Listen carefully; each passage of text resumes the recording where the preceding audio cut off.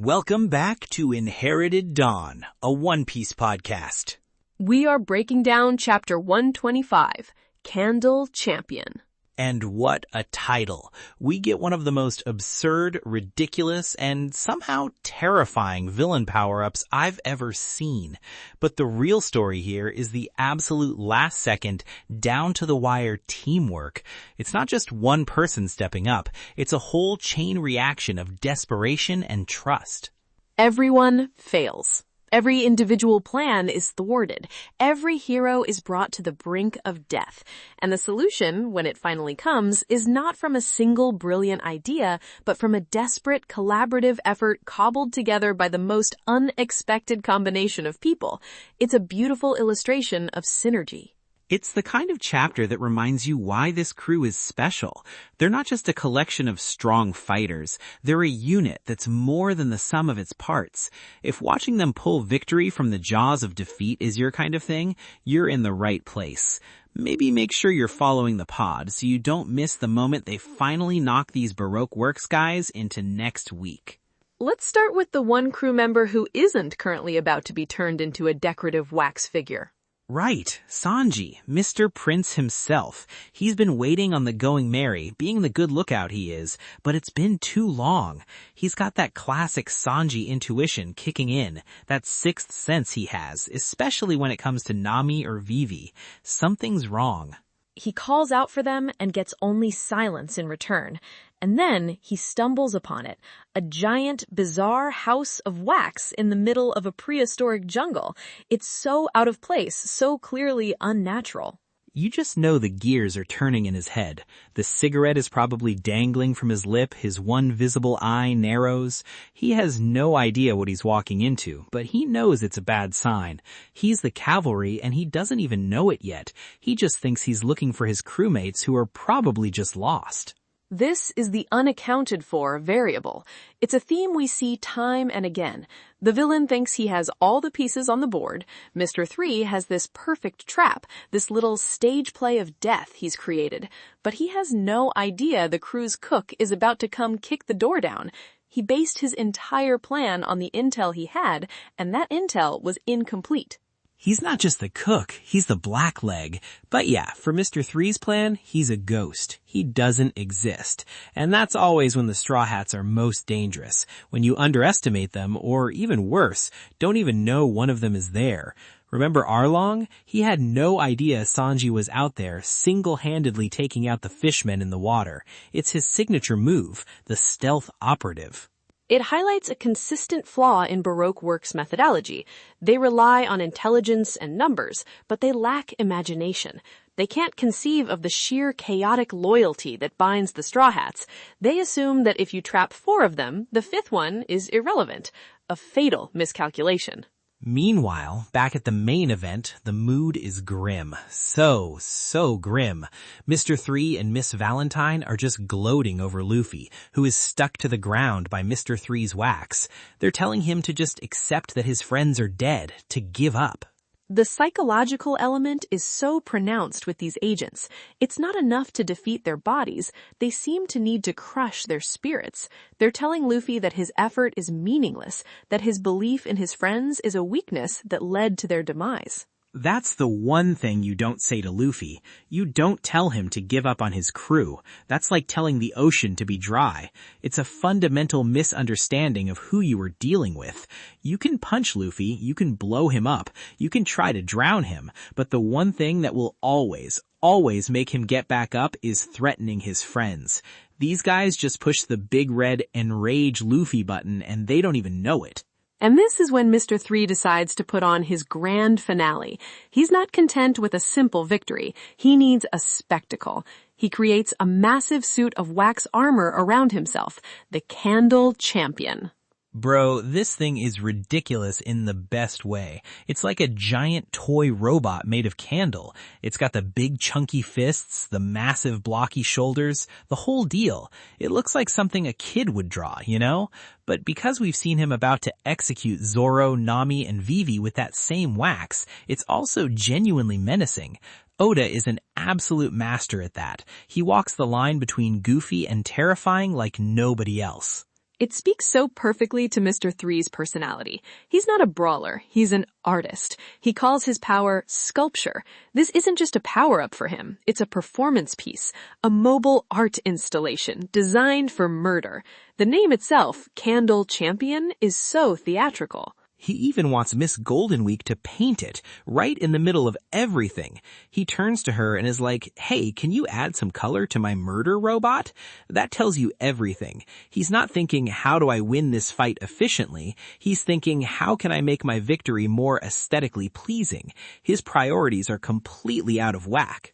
And Miss Goldenweek just says, no. I refuse. She's just sitting there having tea and rice crackers. This is a fascinating detail that tells us so much about their dynamic. She's not his subordinate in a traditional sense. She's a partner and one who is completely disengaged from the life or death struggle happening 10 feet away. Her concerns are purely artistic, and she's not inspired. It's hilarious and also super weird. She's not scared, she's not excited, she's not even loyal. She's just bored. It makes you wonder what her deal is, what she's even doing here. She's like the ultimate freelancer, no investment at all. Luffy's reaction is perfect too. He's not even mad at first. He's not terrified. He's just staring at the Candle Champion like a little kid seeing a giant robot for the first time. His eyes turn into stars. He's in total awe. I love it. The man is literally watching his friends suffocate in wax, and for a split second his brain just goes, whoa, cool robot. It's so pure. He's about to fight for his life, but he can still appreciate a cool-looking giant suit of armor. You can't write a character like that. He just is. Usopp has to scream at him to snap him out of it. This is no time to be impressed. It's a great character moment. Luffy is so pure in his reactions that even in the middle of a fight to the death, he can still be distracted by something he thinks is cool. It's his greatest strength, and occasionally a significant weakness. But when he snaps out of it, he gets serious. He throws a punch, a full-on gum-gum pistol, right at the center of the Candle Champion, and Mr. 3 just swats it away like it's nothing. The wax armor is legit. It's not just for show. This is a classic One Piece problem for Luffy, one we'll see again and again. Brute force isn't working. His fists are his primary tool, his answer to everything. And Mr. 3 has created a perfect defense against them. The wax is hard enough to block, but also soft enough to absorb the impact. It's a terrible matchup. Mr. 3 starts wailing on him, these giant wax fists just pounding Luffy around like a rag doll. It's a beatdown. Luffy tries to get a kick in, aims for the face, but the wax just morphs and forms a shield. He can't land a clean hit. The armor is reactive. It's not just a static suit, it's an extension of Mr. 3's will. It's a strategic nightmare. Luffy is all about overwhelming power and finding a single point of weakness to exploit. Mr. 3 is all about tactical control of the battlefield, creating defenses and traps. Without a new idea, Luffy's just gonna get tired and beaten down. He's fighting an enemy who can rebuild his defenses on the fly. And that's when the brains of the operation steps up. Usopp, our brave warrior of the sea, lying on the ground, probably with a few broken ribs, sees the flame on Mr. 3's head, the little 3-shaped candle wick, and puts it all together. He shouts at Luffy that they can use fire. He correctly deduces the fundamental weakness of the devil fruit. It's wax. It melts. It seems so obvious in hindsight, but in the heat of battle, with his friend's moments of death, Usopp is the one who keeps his head clear enough to see the answer. He saw the candle part of Candle Champion and made the connection. That's why Usopp is so vital to this crew. He's not the strongest, he's not the fastest, but he might be one of the smartest when it comes to practical, on-the-fly problem solving. Luffy sees a big robot he has to punch. Zoro would see a big robot he has to cut. Usopp sees a puzzle. He sees the world differently, and that's what saves them time and time again. But of course, the villain was listening. Oda rarely lets the first plan succeed. Usopp hears his brilliant deduction and just laughs. He doesn't panic. He praises Usopp for his intelligence. And then he reveals that Zoro, Nami, and Vivi's hearts will stop in 30 seconds. The timer, the absolute classic, the ultimate tool of the sadistic villain. He gives them the solution and an impossible deadline. That's just cruel. It's not enough for him to win. He has to make them feel the hope drain away. It's like saying, here's the key to the locked door, but I'm dropping it into the ocean. It's pure psychological warfare. He's turning their own cleverness against them. You figured it out? Good for you. It doesn't matter. This is the peak of his arrogance. He believes he has accounted for every possibility, even their own intelligence. So Usopp, bless his heart, doesn't hesitate for a second. He doesn't despair. He immediately pulls out a fire star, one of his special ammo types, and aims it at the giant wax structure. He's going to melt them free himself. He takes the shot. This is his moment to be the hero. But Mr. 5 is there. He hasn't been doing much, just watching the show, and he simply raises his hand, aims with his index finger, and fires. You know, I think you might have mentioned it before, and on second thought, you were right. It looks like a booger bomb. He flicks his booger and it intercepts the fire star mid-air. It's so disgusting and so effective. I must have been misremembering. He just shot down Usopp's plan with a piece of his own snot. It is indeed an explosive booger, which makes the moment even more humiliating for Usopp. His carefully crafted plan, his moment of heroism, is literally undone by a flicked booger. It's a perfect encapsulation of Oda's ability to blend high-stakes drama with utter absurdity. And then Mr. 3 shoots Usopp with an explosive round, taking him down hard. So he gets his plan foiled by a booger and then gets shot. What a terrible 5 seconds for our guy. It's a perfect counter. Usopp is a sniper. Mr. 5 has ranged projectiles of his own. The villain's support is doing its job perfectly, shutting down the hero's support. And Luffy sees this. He sees Usopp go down and he loses it. All thoughts of the Candle Champion, of Mr. 3, vanish. He ignores the giant wax robot and makes a beeline for Mr. 5. He's going to protect his crewmate. That is his prime directive. It overrides everything else. But it's a trap. It's exactly what Mr. 3 was counting on. The moment Luffy's attention is diverted, the moment he shows that weakness of caring for his friends, Mr. 3 smashes him into the ground with the Candle Champion's fist. He just flattens him. He used Luffy's loyalty against him. It's a total strategic breakdown. It's a cascade of failures. Every move they make is countered. Every plan they have is shut down. One by one, the agents are just picking them apart with perfect, cold efficiency. For a moment there, it really looks like it's over. And then it gets worse. As Usopp is lying there, injured and gasping, Miss Valentine just floats down from the sky with her parasol and lands on him, and she starts using her Kilo fruit power.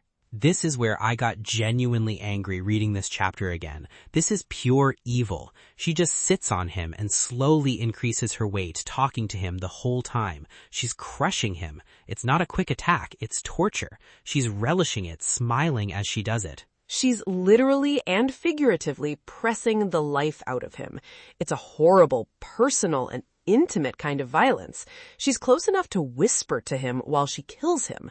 Usopp is completely helpless against it. He can't fight back. He can't even move. But even then, even while being crushed to death, even after his best plan was foiled by a booger, Usopp is still trying to win. He's not thinking about himself. He sees Karoo, the giant duck of Vivi's, hiding behind a rock, and he tries to hand him a rope. He's got one last plan, a desperate final play. His mind never stops working.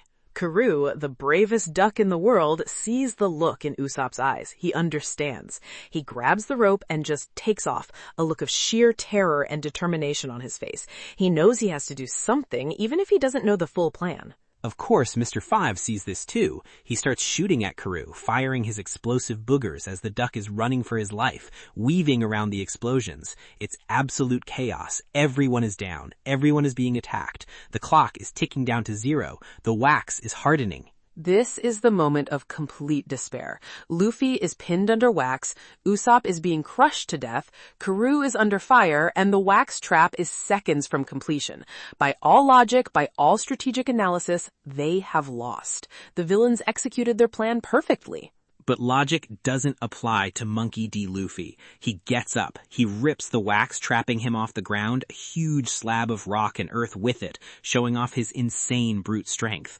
He gets to Mr. 3's head inside the giant wax robot, and he doesn't punch him. He does something way smarter, way more Luffy. He grabs the dude's hair, the little candle flame wick on top of his head. It's such a Luffy solution. It's not about power, it's about using the environment, in this case, the enemy himself, in a way no one would expect. He's not trying to break the armor anymore, he's using the person inside as a tool. And Usopp, who can barely breathe, who has Miss Valentine applying a crushing weight on top of him, sees what Luffy is doing. He sees Karoo has managed to wrap the oil-soaked rope around the giant candelabra structure. He puts the final two pieces of the puzzle together in a flash of brilliance. He uses what little breath he has left, every last ounce of air in his crushed lungs, to scream the plan at Luffy. Light the rope! Use his hair! And Luffy understands instantly. He doesn't hesitate, doesn't ask questions, doesn't need clarification. He trusts Usopp completely. He just grabs the dude's hair and slams his head down onto the rope like he's lighting a match. The whole thing ignites. The oil-soaked rope acts as a fuse, and fire races across the entire wax structure. The entire trap, the stage for their execution, is turned into a giant bonfire. The symbol of their defeat becomes the instrument of their salvation. Super! That is what it's all about. That's the Straw Hats, baby. It wasn't one person's plan. It was Usopp's fire idea repurposed. It was Karoo's bravery and speed. It was Luffy's trust and unconventional strength.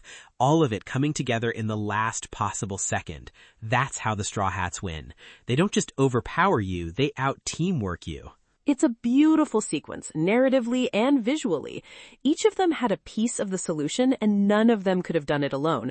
Luffy had access to the flame, but not the idea of what to do with it. Usopp had the idea, but not the means to execute it. Karoo had the mobility to set the stage, but not the plan itself. It's like a perfect relay race of heroism. It's the perfect counterpunch to Baroque Works' philosophy. They're all individuals, code-named and ranked, working for a prize. They coordinate, but they don't trust each other. They'd probably sell each other out for a promotion. The Straw Hats win because they do trust each other, implicitly and completely, every single time. It also recontextualizes Mr. 3's arrogance, his own artistic flair. The little 3-shaped flame on his head that was purely for aesthetics became the instrument of his defeat. He was so caught up in the presentation of his power that he literally handed his enemy the weapon they needed to beat him. It's a classic case of tragic irony, delivered with Oda's signature comedic flair. He played himself. He got too fancy with the hair. You can't get fancy against the Straw Hats. They're too chaotic. They will use your own ridiculous giant wax robot against you. What a chapter. The highs and lows are just incredible. It really is a masterclass in tension and release. For most of the chapter, things just get progressively, horrifyingly worse.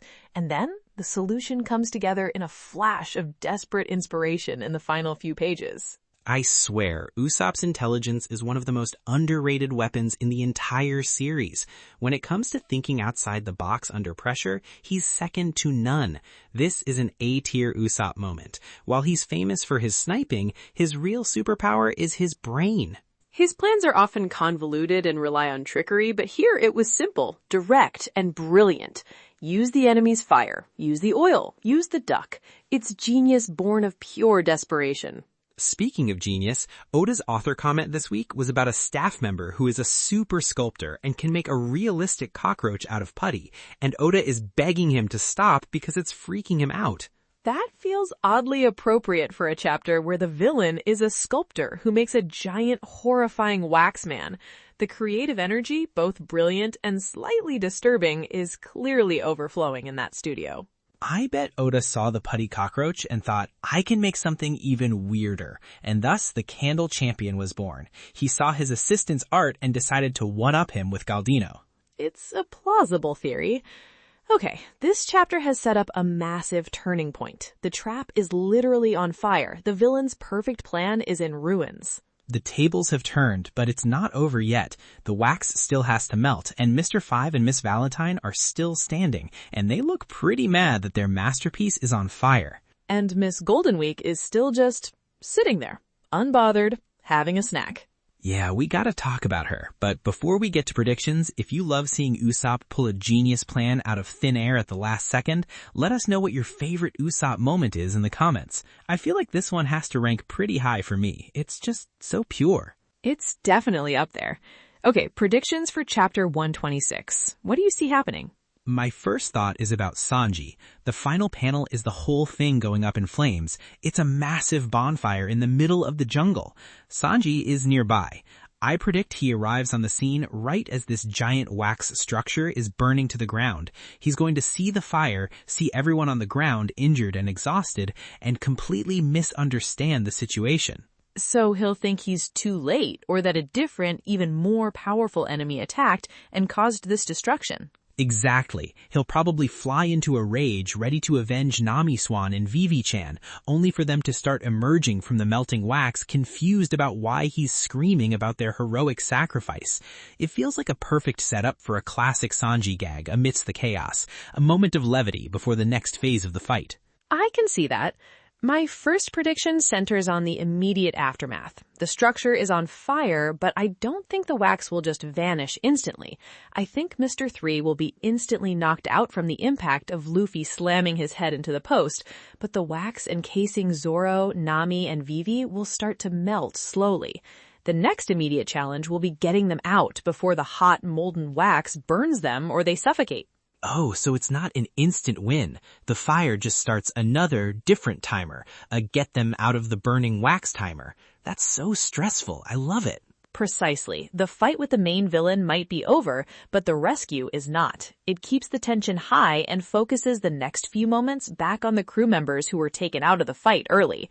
It also creates a problem that can't be solved by punching. Okay, I like that. For my second prediction, I'm looking at Karoo. He took a few near misses from Mr. 5's explosions. I think one of those shots actually grazed him. He's going to be injured, maybe a burn on his wing, and he's going to collapse from exhaustion and his injury, and Vivi is going to see it as soon as she's free from the wax. And that will set her off. It will. We've seen Vivi be brave and determined, but we haven't seen her truly furious yet. Seeing her loyal, brave duck hurt after everything he just did to save them, I think she's going to snap and confront Miss Valentine or Mr. 5 directly. Maybe not in a fight she can win, but with a level of royal anger that shocks them. It's the moment the princess's fury truly awakens. That would be a powerful character beat for her, moving her from a passive victim to an active combatant. My second prediction is about the loose thread, Miss Goldenweek. She refused to participate. She seems completely unbothered by her boss being slammed headfirst into a pyre. I predict that as the chaos ensues, as everyone is focused on the fire and the remaining agents, she just leaves. Just walks away? Like packs up her paint set and everything? Just picks up her tea set and her paint palette and wanders off into the jungle. Her mission is over, her partner is defeated, and she has no personal investment in the outcome. It would establish her as a completely different kind of threat for the future. Not malicious, just utterly amoral and self-interested. She's not a fighter. She's an agent of chaos who just does what she finds interesting. And this fight has ceased to be interesting for her. It would be an unsettling and memorable exit.